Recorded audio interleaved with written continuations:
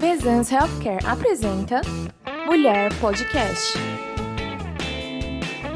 O seu podcast de saúde feminina, de médico para médico.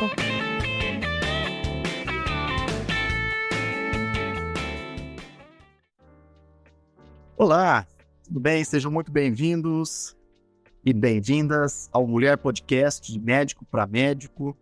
É um novo podcast da Bezan que eu espero que alcance todos os ginecologistas e obstetras do Brasil. Eu sou o Dr. Luiz Steffen, sou ginecologista, por acaso, por vocês, mas sou diretor médico da Bezan e entrevistador de vocês hoje. Hoje nós vamos bater um papo sobre os cuidados na obstetrícia, né? Os cuidados que a gente deve ter com as nossas gestantes. Para estrear com chave de ouro, eu tenho aqui na minha frente o Dr. Eduardo Cordioli, professor, mestre em ciências pela Unifesp, diretor técnico de obstetrícia do Santa Joana. Na verdade, é um currículo tão extenso aí dos dois que eu não vou me atentar a tantos detalhes aqui. E doutora Aline Marques, que é coordenadora do pronto atendimento da obstetrícia do Grupo Santa Joana, também uma ampla experiência. E vamos hoje então conversar sobre esse assunto importante nesse dia a dia. Bom, vou começar aqui com uma pergunta para os dois, agradecendo antes de mais nada a presença de vocês. Obrigado por ter aceitado esse nosso convite, né? Estou feliz na tarde de hoje, eu sei que vai ser muito proveitoso poder falar com a minha colega. Agradeço o convite, também passar um pouquinho de dia a dia que a gente tem de urgências, não tão tranquilo, esperar que no consultório ambulatório a gente consiga passar alguma ajuda para quem está trabalhando com mulheres saudáveis para todo o Brasil. Bacana. Vamos lá, então eu tenho uma primeira pergunta para vocês, né? A gente sabe que a notícia de uma gravidez é sempre um motivo de muita alegria, né? Ou seja, a gente sempre recebe as pacientes no consultório com aquela alegria, o teste positivo, muitas vezes. E, no entanto, a gente sabe que a gente precisa ficar muito atento, né, a esse processo de gestação que vai acontecendo e a cada período, a cada trimestre, algumas mudanças específicas vão acontecendo. É óbvio, eu não vou aqui entrar em detalhes de que uma alimentação saudável, de que uma atividade física é importante, né, para essa orientação, mas existem alguns outros aspectos na gestação que a gente já deve orientar essa gestante. Ao longo de toda a gestação, é óbvio, mas nesse início, o que vocês diriam que é importante para essa gestante? Em termos de exames necessários, o que a gente tem que fazer, imunizações, o que é importante nesse início, nesse primeiro contato? Aline, primeiras mulheres? Primeiras mulheres. Bom, acho que até antes, né, do pré-natal, mas ela já chegou grávida. Mas hoje em dia, se ela puder ser orientada sobre cuidados pré-concepcionais, não são nem pré-natais. Isso já seria muito interessante, né? A paciente, ela estar saudável no momento da concepção, diminui muito riscos da gestação como um todo. Então, ter um controle sobre doenças específicas, diabetes, hipertensão e algumas vitaminas antes da gestação seria muito interessante. Mas ela já está grávida, ela chegou. Então, a gente vai tentar trabalhar com o que temos naquele momento. Ela precisa, inicialmente, básico mesmo, né? Já para a gestação, a gente precisa de um ultrassom inicial, né? Para a gente ter ideia e conseguir, a partir daí, determinar trimestres gestacionais e que vai ser feito em cada momento da gestação.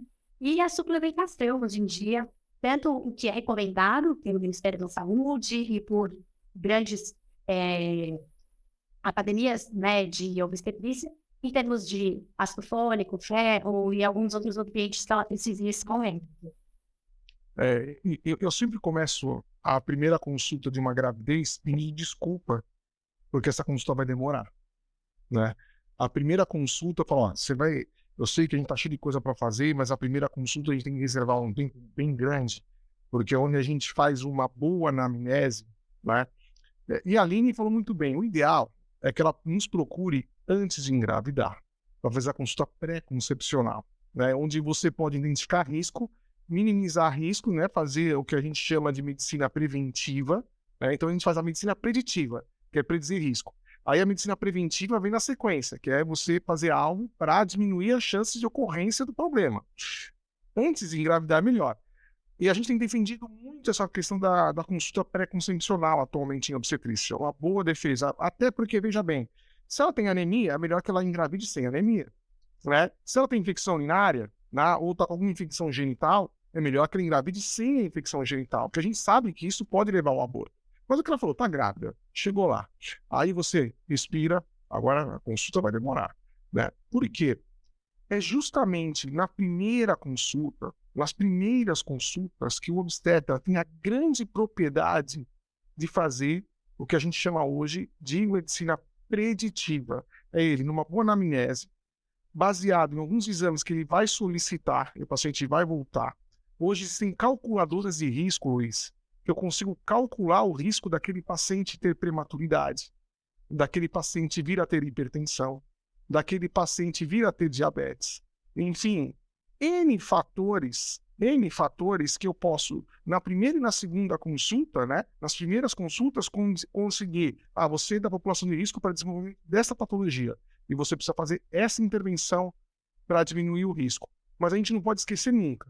Claro, a gente vai pedir exames, a gente tem que começar com ultrassom. A primeira coisa que a gente tem que fazer é ultrassom. O ultrassom é muito importante para datar a gestação, né? Datar a gestação e também, se for gemelar, a questão da corionicidade. Porque quanto mais tempo demora para fazer esse primeiro ultrassom, mais difícil fica esse diagnóstico da corionicidade. E outra coisa, quanto mais precoce o ultrassom, mais preciso ele é pedido para dar a data. Velocidade. E tem vários exames. E o paciente não pode sair dessa primeira consulta sem a orientação de um polivitamínico, né? E no caso, a gente foca na prescrição do ácido fólico, né, no primeiro trimestre, que a gente sabe que previne as malformações do tubo neural. Legal. Bom, e você acabou mencionando aí uma situação, o risco do que pode acontecer, né? Eu imagino que talvez o maior receio da gestante, né, nesse primeiro momento, talvez seja a ameaça de aborto, né, nesse primeiro trimestre, né? Qual que é a incidência real disso? Como conduzir? Tem que fazer aconselhamento genético? Como que a gente conduz esses casos? Nessa de aborto, todo sangramento sem dilatação cervical é paciente apresente no primeiro trimestre, nessa fase inicial. Se houver dilatação, aí a gente já muda o diagnóstico, né? A ameaça é o sangramento sem dilatação. Assusta muito, embora possa ter inúmeras causas, desde uma anidação, sangramento de rátina, entre várias outras coisas que a gente pode apresentar. É claro que lidar com a ansiedade da paciente vai ser até mais difícil do que fazer o tratamento em si, porque na prática a gente tem pouca coisa que a gente possa entender se aquilo for envolvido um abortamento inevitável ou algumas outras coisas, mas a gente pode sim, claro, acalmar a paciente, primeiro de tudo. A gente pode pensar em progesterona, a gente pode pensar em investigar para ver causas que possam estar chegando perto disso. Agora, pensando em aconselhamento genético, aí muda completamente, né? A gente não está falando mais da ameaça de aborto, acho que a gente já começa a falar de pacientes que apresentaram abortamento. Você tem aconselhamento para todo mundo hoje em dia? Não peço aconselhamento para todo mundo, porque aborto é uma forma da natureza se expressar. Eu falo isso para os meus pacientes. Às vezes o abortamento, por mais triste que ele seja, é a natureza se expressando, te defendendo. Para que você não carregue, não faça uma gestação de um feto que tem algum problema cromossômico, né? Que possa vir a falecer quando nascer, ou possa carregar o ônus de uma malformação pro resto da vida. Tem um trabalho interessante que a gente fez com os números lá do nosso grupo, né? 90% do material de aborto que foi submetido a estudo genético, principalmente quanto mais precoce, maior é a relação de alteração genética, a alteração cromossômica do abortamento. 90%. Ou seja, a principal causa de aborto, quanto mais precoce, é justamente a falha cromossomal, a falha, a neuploidia. Né? Então, a gente sabe disso. Né? A gente não costuma solicitar esse exame rotineiramente, porque a gente sabe que 90% vai dar alterado. Agora, quando o paciente tem mais de... antigamente a gente falava 3 abortos. Hoje a gente já desceu para 2 abortos seguidos, a gente já começa uma investigação. Agora, é frequente? Dependendo da idade da mulher, né? Quanto mais jovem, né? Depois, no período ideal, quanto mais jovem ou mais tarde na idade reprodutiva, maior a incidência de aborto. Uma mulher que está na época ideal de engravidar, ela vai ter aí 15% de chance de aborto. Agora, qual é a realidade?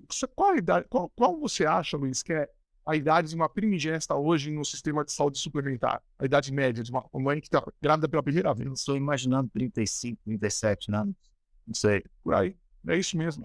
Chutou bem. Primeiro filho. Nessa idade, a chance de abortamento... 20 anos. Então, muito. Nessa idade, a chance de abortamento é 20%. Né? 20%. É alto. 1 a cada 5 abortam. E agora tem outra coisa. Qual a porcentagem de mulheres que tem algum tipo de sangramento no primeiro trimestre da gravidez? Você tem ideia? Não. Metade.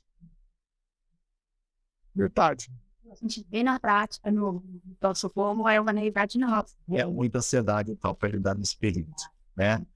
Bom, e a gente acabou falando aí esse período de desenvolvimento do feto, mas voltando um pouquinho até na primeira pergunta, vocês acabaram mencionando a importância da consulta antes de engravidar, né? E para que a gente tenha exatamente um desenvolvimento fetal adequado, né? E qual é a melhor estratégia de rastreamento, por exemplo, de defeitos tubo-neural? Então, o ideal é prevenção, como vocês falaram, já iniciar com metilfolato antes de ela engravidar, né? Mas, em termos de rastreamento, tem alguma coisa em termos de rastreamento, algum cuidado que deva ser feito? O que eu faço com a primeira trimestre? Aí é quem é especialista nisso. Na verdade, hoje, no primeiro trimestre, a gente pode fazer ultrassom morfológico no primeiro trimestre e 90% dos defeitos de fechamento do tubo neural são passíveis de diagnóstico no ultrassom no primeiro trimestre, né? Então, no ultrassom morfológico, que antes a gente só via a translucência no o osso nasal, a gente fazia o rastreamento da síndrome de Down, hoje, o médico especialista em medicina fetal, tem outros sinais que ele pode observar no feto, e um médico treinado hoje num aparelho bom, ele consegue 95% de diagnóstico no primeiro trimestre, né? Isso é muito importante para o planejamento, né? Se acontece isso é muito importante para o planejamento do tratamento. Então, hoje a gente tem a opção de tratamento intraútero, com bons resultados, né? Com bons resultados. E o grupo que a gente trabalha, sem dúvida nenhuma, é uma das maiores experiências no Brasil sobre o tratamento intraútero de cirurgia fetal, né? De cirurgia fetal a gente faz para poder dar a melhor condição para o desenvolvimento dessas crianças. E tá demonstrado que você diagnosticar e você fazer a intervenção intraútero, você diminui o número de necessidade de cirurgia pós-natal, né? Então você melhora o desenvolvimento neurocognitivo dessas crianças. Mas a gente já tem também muito isso, né? A gente está capacitando alguns hospitais aqui em São Paulo, já realizaram cirurgia fetal intraútero, e a gente tem este braço de capacitação de hospitais que tenham essa vontade de oferecer isso para as instituições. Muito bom, isso é um avanço fundamental, né? Muito grande.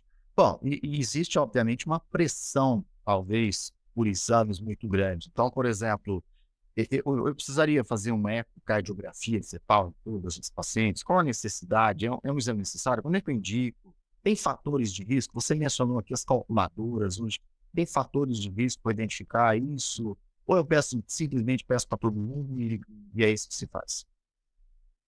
Olha, não vai ter sistema de saúde que aguente, né?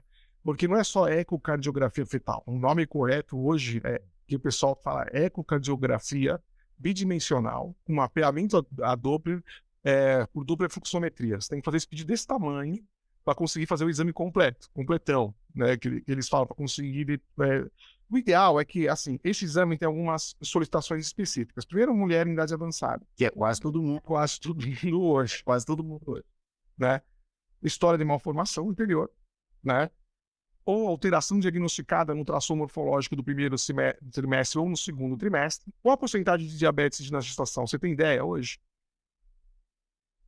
Olha, eu vou ter que chutar aqui, porque a gente tem uma incidência absurda de sobrepeso e obesidade. Eu imagino que a incidência de diabetes também esteja muito grande. 17%. Aí hoje está 20, né? 17% das mulheres são diabéticas. Aí você soma mais 10% são hipertensas. E a gente tende a menosprezar Menospreza a alteração. e isso vai levar a que você menospreze todo o tratamento ao longo do pré-natal, né? Isso é uma coisa muito... E até a gente falou, médico, mas será que é diabetes mesmo? Será que ela não comeu uma doce antes de fazer isso mesmo? E, infelizmente, isso leva a diagnósticos errados e tratamentos pré-natais inteiros que podiam ter sido melhor para os vídeos, né? Então, isso é uma coisa que a gente tenta também ao máximo tentar diminuir a menosprezação, não existe essa palavra, mas valorizar, né, o risco de diabetes, e o bebê pode ter impacto em inúmeros locais, cardíacos, de peso, diabetes de cintura, assim, sobrepeso na adolescência, muito risco, né, que atribuído a isso. Perfeito.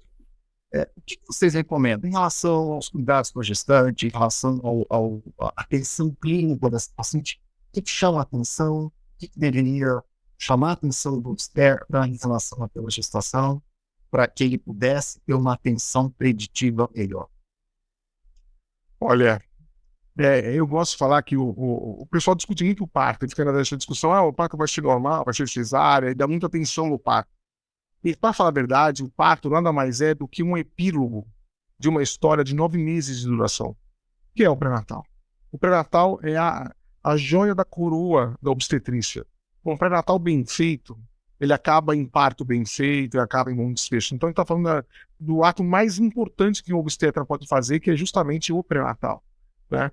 E vou falar para você que uma anamnese bem feita, hoje, uma anamnese bem feita, você consegue usar calculadoras de risco que tem quase o mesmo poder de uma calculadora de risco, que você, além da anamnese, usa biomarcadores para predizer risco. Então, primeira coisa, uma anamnese bem feita, uma primeira consulta demorada, que a gente tenha todo o histórico de vida do paciente e antecedentes familiares, né, e detalhar os partos que ela teve. Então, que ano que foi o parto, como é que foi, quantas consultas no pré-natal, que peso que nasceu o bebê, como é que foi o parto, sabe? Um histórico muito completo e detalhado.